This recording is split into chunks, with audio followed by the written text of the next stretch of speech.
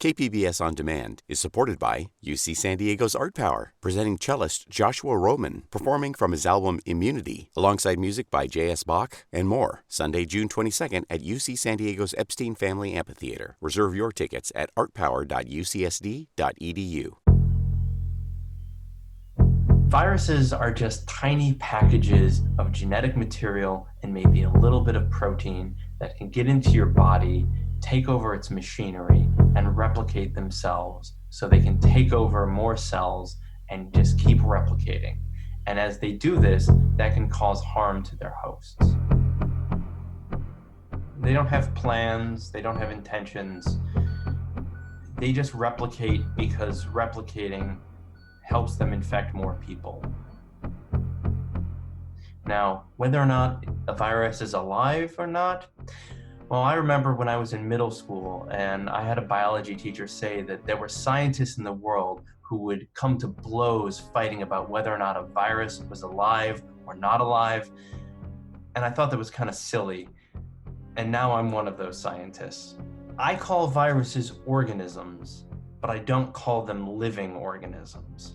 So I guess I hedge my bet towards not alive, but biological and capable of evolution.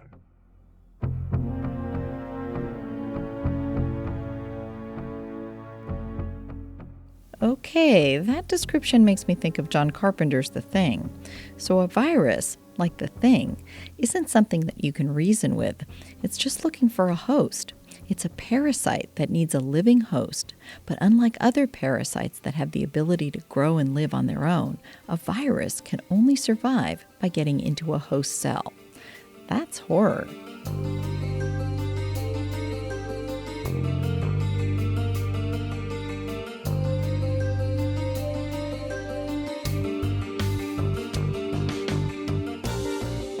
Welcome to another edition of listener-supported KPBS Cinema Junkie podcast. I'm Beth Accomando.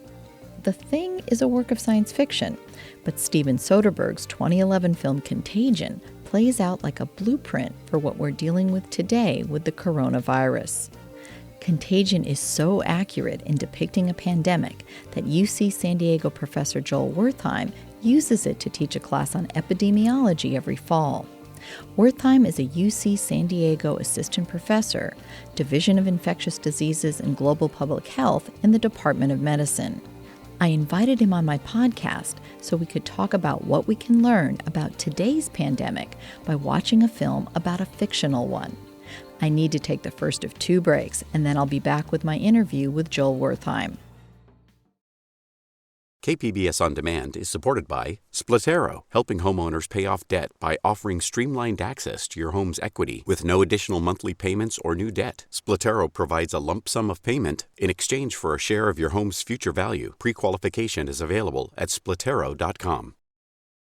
Joel, I wanted to talk to you about films that deal with pandemics. But first, give us a little background on who you are and kind of what your connection to epidemiology is. So, my training is in evolutionary biology. When I look in the mirror, I see an evolutionary biologist staring back at me. But I've applied my training to understanding how viruses spread among people using the virus's genetic sequence to track how it moves from person to person and from place to place. It seems like this is a time when those particular skills in tracking things, you must be very much aware of how this disease is moving and the potential dangers. Yes. As a child, seeing the Ebola outbreaks in the 90s, I really wanted to understand what was happening in detail. And I've spent a lot of my life trying to understand this even better and to learn more about how pathogens spread and what the underlying causes are. And now I find myself in the position where my expertise very relevant to the front page of the news every day. It's a world that I'm prepared for, but not too happy to be living in. So, Joel, one of the reasons I wanted to talk to you is that you teach a class on epidemiology that uses the film Contagion as kind of a jumping off point. What about this film makes it useful for you? I remember when I first saw the movie, I was taken aback at how realistic it was. It seemed less like a 3-act film and more like this instructive video on what a pandemic is going to look like. At the same time, it's remarkably entertaining. It was a lot different than the previous movies I had seen on pandemics, and ones that were far more fanciful. And how do you use it in the classroom? At the beginning of the class, I have every student watch the film from beginning to end before we even meet. And then I start every class with a clip from the film that goes over a topic that we will discuss that week. And I'll also have them read papers on that specific topic. But every class begins with a clip. So do you use different clips kind of for each session? Yes. So usually we'll start, if we need to explain contact tracing among people who've been infected. There's an excellent scene where Kate Winslet's character interviews a patient and asks them about their contacts and the contacts of his wife. And that's a very realistic approach. Did she mention seeing anyone who was sick? Anyone on a plane? No. She went through customs in Chicago at 11:15 a.m. and then took a flight to Minneapolis at 6 p.m. Any idea what she did in Chicago during that layover? Did she have meetings?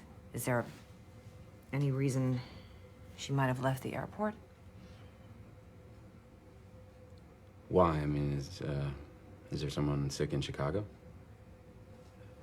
Before we were married, my wife had a relationship with a man in Chicago named John Neal. Is John Neal sick? Did we get this from him? We're investigating all the No, I think I have a right to know. Look at where I am here. Look at where I am here. I can't. I can't disclose that information. I'm just trying to understand. Sorry. I know. There are other scenes where she explains complex epidemiological concepts like R naught, which now I would say a good chunk of America could explain to each other. What we need to determine is this. For every person who gets sick, how many other people are they likely to infect? So, for seasonal flu, that's usually about 1. Smallpox, on the other hand, it's over 3. Now, before we had a vaccine, polio spread at a rate between 4 and 6. Now, we call that number the R naught. R stands for the reproductive rate of the virus. Any ideas what that might be for this? How fast it multiplies depends on a variety of factors. The incubation period, how long a person is contagious. Sometimes people can be contagious without even having symptoms. We need to know that too. And we need to know how big the population of people susceptible to the virus might be. So far, that appears to be everyone with hands, a mouth, and a nose. Once we know the R naught, we'll be able to get a handle on the scale of the epidemic. So it's an epidemic now. An epidemic of what? We send samples to the CDC. In 72 hours, we'll know what it is. Now, the opening from that film, especially in today's context, is really, it's one of the more kind of terrifying things you can watch because it's a very casual look at how many things people touch just in everyday life and just in a simple interaction. And it just follows Gwyneth Paltrow's character and her credit card and where it goes and the drink. So, talk a little bit about that scene and kind of what it can convey to us in today's times. Well, I was just at the grocery store the other day, one of my first times out, since we've all been asked to self-isolate. And in this situation, you really start to notice everything that you touch.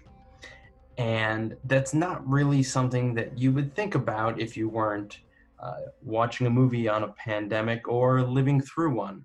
And it's amazing how hyper aware that scene makes you of everything around you and how potentially there could be pathogens lying on there waiting to infect you. Yeah, it's a really well done sequence in how and one of the things I like about the film is that on a certain level, it's very low key, even though it's dealing with things that have kind of like enormous impact. It's not like sensationalizing stuff. Oh, absolutely, because one of my favorite parts of it is where somebody from national security asks the head of the CDC about sort of weaponizing pathogens or bird flu, and he tells them that's already happening in nature. I think the quote is, the birds are already doing it, which is true when you look at these coronaviruses. Within bats, there are just myriad viruses that could jump into people, and some of them won't be very pathogenic, and some of them will, cause extreme mortality and burn out like SARS, and then some are just very transmissible and fairly deadly, and that's what we're experiencing now. And it's all there in nature. You don't need to sort of gussy it up. It's very frightening, sort of just under the surface. We're getting the same results as Sussman. We've sequenced the virus and determined its origin, and we've modeled the way it enters the cells of the lung and the brain. And the virus contains both bat and pig sequences. And in the bottom right, you can see the dark green is pig and the light green is bat. And here you can see the crossover event, bat, and pig, bat. And here is a model of the virus and how it attaches to its host. The blue is virus, and the gold is human, and the red is the viral attachment protein, and the green is its receptor in the human cells. These receptors are found in the cells of both the respiratory tract and the central nervous system. And the virus attaches to the cell like a key slipping into a lock. Somewhere in the world, the wrong pig met up with the wrong bat. You ever seen anything like this before? No. And it's still changing. It's figuring us out faster than we're figuring it out. It doesn't have anything else to do. That was a clip from the film Contagion. I'll be back after this final quick break with the rest of my interview with Joel Wertheim. KPBS On Demand is supported by UC San Diego's Art Power, presenting cellist Joshua Roman, performing from his album Immunity, alongside music by J.S. Bach and more, Sunday, June 22nd at UC San Diego's Epstein Family Amphitheater. Reserve your tickets at artpower.ucsd.edu. And one of the things that the film kind of leans into a little more than what I'm actually seeing play out in the real world is in the film, Jude Law's character is someone who does not trust the CDC and the WHO and is insisting how unreliable they are. Let me bring in Alan Crumwoody into this debate as well. Alan's a freelance journalist. He was the first to track the Shinko Busman video.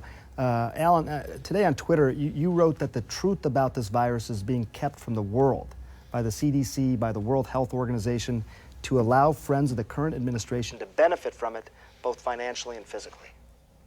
There are therapies we know are effective right now, like forsythia, and they don't even appear on the CDC website. On your blog, you also wrote that the World Health Organization is somehow in bed with pharmaceutical companies? Because they are. That's who stands to gain from this. They're working hand in glove. And the hand is reaching into our pockets. The CDC is exploring forsythia and other homeopathic treatments, but right now, there's no science to back any of these claims. It seems in this pandemic that we are looking to those organizations for a lot of the information that we are finding useful. Yes, as we should. I work with CDC. I have long-time collaborators there. They fund me. The NIH funds my research. And they're who we should be looking to right now because they are the experts and they have our best interest at heart. That said, there are some people out there who are trying to make noise, suggesting that this is, either the overreaction is a conspiracy or, the origin of the virus is a conspiracy. And, the internet is certainly helping them, with their misinformation, but it's the responsibility and the duty of public health officials to drown them out and get the important message out to the American people. And in looking at a film like Contagion in your class or just in general, what do you think people now, like if somebody were to go online and stream that film, what could they get from that film that might be helpful to them? I showed it to my mother last week. She had seen it before, and I thought it would be good for her to watch it again, just to make her acutely aware of what can happen and how we need to best react. The social isolation, the not touching of objects or people. I think it's very instructive in that regard. Plus, I think a healthy dose of concern and a modicum of fear isn't the worst thing right now to sort of keep us away from one another. The film also does deal with the sense of panic that can occur when people don't have all the information or are overly concerned or underly concerned by information they're getting. Today, social media seems to be a much bigger part of the world than when the film Contagion was made. How do you feel that is helping or hindering dealing with a pandemic? Well, I can only speak to sort of my social media, and my Facebook feed is filled with epidemiologists and scientists and doctors, and they are just posting some really great information all the time. Now, it's true that even sort of well-intentioned people get things wrong, but they seem to be working really hard to correct when that happens and to put the best information out. And of course, things change very quickly. What everyone thought was a good idea 4 days ago, well, we've moved past that. That said, in the darker parts of the internet, I'm sure that sort of less helpful information is being spread. I'm just not friends with them on Facebook. Now, as somebody who's an epidemiologist, it seems like on a daily basis, you're dealing with information that is what horror films are made of. I mean, the sense of like, these are tiny little microbes, so small we can't see them.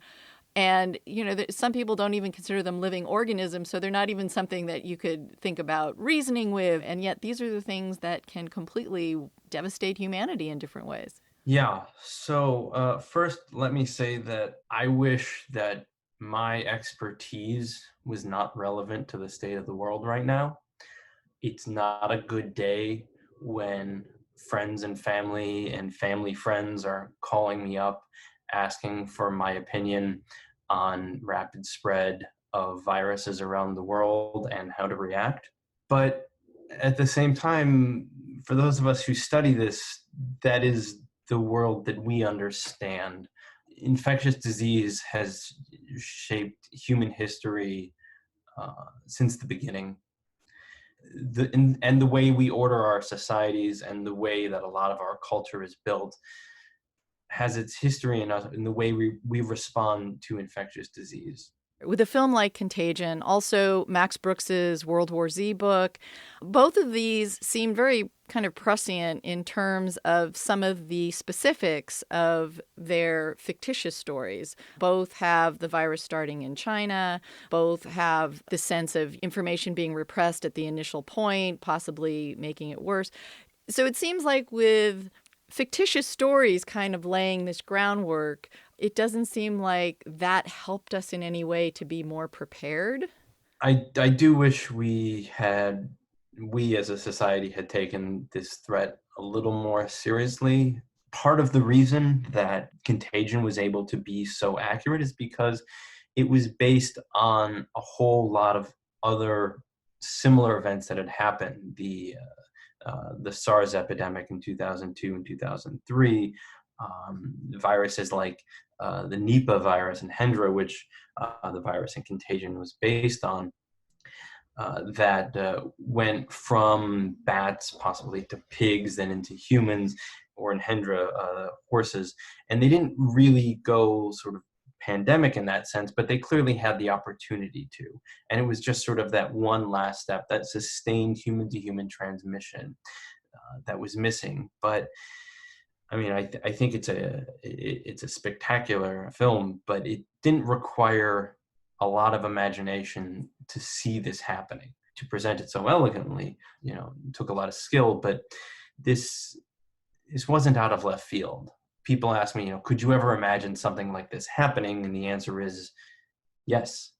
You mentioned about epidemics through history. So this sense that there have been multiple times, whether it's something, as devastating as the Black Plague or Spanish flu. I mean, we've had these kind of things happen at regular intervals. So is this something that people just need to be kind of ready for? Yeah, I mean, we've been talking about this kind of threat for a while, and there was some concern that, the swine flu pandemic would be this, and fortunately it wasn't. But earlier generations had polio or the 1918 influenza pandemic, and these are regular occurrences in human history. We need to understand what's happening now is natural in that a virus has jumped into a new host and is spreading around the world. And epidemics through history have changed the course of history in terms of like reorganizing society and changing who's in power and things like that. Yeah, so we've seen sort of, the collapse of entire civilizations in the Americas, Black Plague sort of reorganizing the political structure of Europe. I think one of the most important things we have is the availability of clean water, which is directly due to infectious agents like cholera bacteria, which had several pandemics on its own. And that need for clean drinking water structures a lot of our cities. And is there anything from pop culture, from films, from books that you feel can be helpful for people at this point in time? Some people are stuck at home. Can you suggest anything, streaming movies or books maybe, that can either reassure their anxiety or maybe give them kind of a cathartic way to work through it? Well, one of my favorite films is a global pandemic film, 12 Monkeys by Terry Gilliam. 5 billion people died in 1996 and 1997. Almost the entire population of the world. Only about 1% of us survived. Are you going to save us, Mr. Cole? How can I save you? This already happened. I can't save you. Nobody can. I am simply trying to gather information to help the people in the present trace the path of the virus. We're not in the present now, Mr. Cole? No. 1990 is the past. This already happened. That's what I'm trying to... Mr. Cole, you believe 1996 is the present then? Is that it? No, 1996 is the past too. Listen to me. What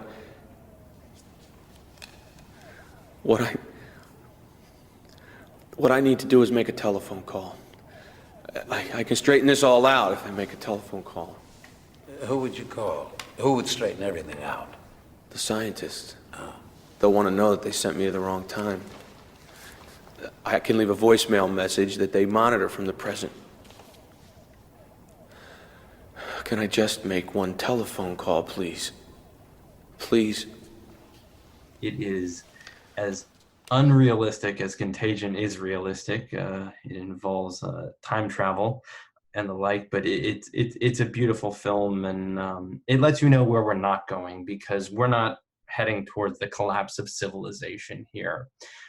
In most of the rest of the world, the power is still on and the water is still flowing, so we're just in this for the long haul. We need to hunker down, but this isn't the apocalypse. In that sense, I think a book by Philip Roth called Nemesis, which was about the spread of polio post-World War II. And it illustrates the fear that comes with a new infectious disease that seems to be striking down people for no reason. And in that case, it was children, which was far, far scarier. Is there anything else that you want to add, either about how the film Contagion kind of comments on our current situation, or anything about this current pandemic? Oh, there are, I guess, two, if just the opportunity to comment. one of the aspects of Contagion that I liked the most as a scientist is it really shows how scientists are people too, and people who, despite the job that they're doing here, react to a pandemic in very human ways. There's an example of the scientist who refuses to destroy samples when he's told to, and there was an example of a doctor in Seattle who was testing for the coronavirus, even though she was told not to. And in retrospect, people are hailing her as a hero for that. So sort of scientists making human choices.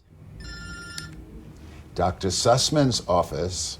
Ian, hi, Allie Hextall. We need to shut you down. This thing's too hot. BSL-4 only at this point. I think that's a mistake. Cook your samples, destroy everything. We can't risk it. We're making progress. You limit this to government-run BSL-4s, it'll take forever. I can do this. I'm sorry. Yeah. Sure, Allie.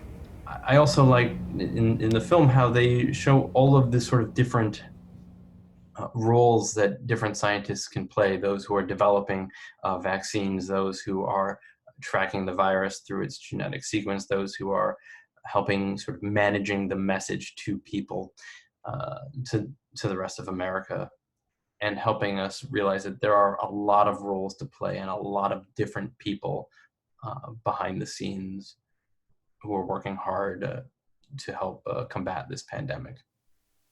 It seemed like in the film the process getting to the vaccine is probably faster than what we would see in the real world. Oh, yes. The vaccine production in the movie was definitely science fiction. It was far faster than was possible when that movie came out.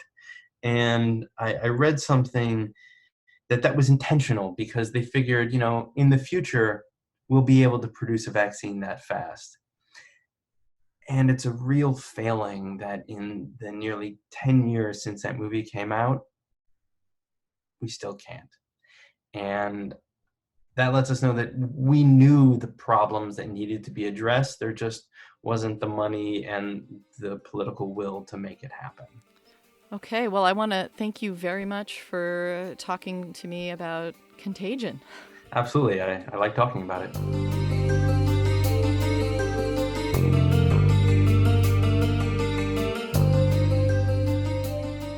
That was UC Professor Joel Wertheim talking about the film Contagion. Thanks for listening to another episode of Cinema Junkie Podcast. And coming up to help you through this coronavirus lockdown, I'll have a list of the best pandemic films to watch while sheltering at home, as well as an interview with the Doctor of the Dead to tell us what we can learn from zombies about global pandemics.